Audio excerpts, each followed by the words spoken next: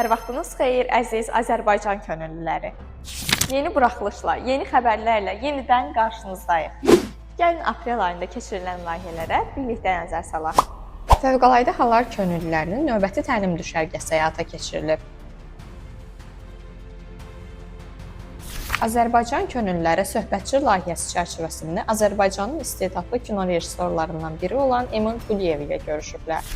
Azərbaycan Könüllü Təşkilatları İttifaqının İdarə Heyətinin üzvü Nilgün Məmmədova BMT Gənclər Nümayəndələri proqramı üzrə Azərbaycanı ilk dəfə olaraq 2026-2027-ci illərdə təmsil edəcək gənclərdən biri seçilmişdir.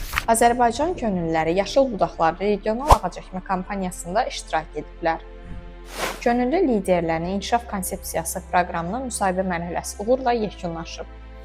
Azərbaycan könüllüləri Ümumdünya Ətraf Mühit Gününə həsr olmuş geniş miqyaslı ağac əkmə aksiyasında iştirak ediblər.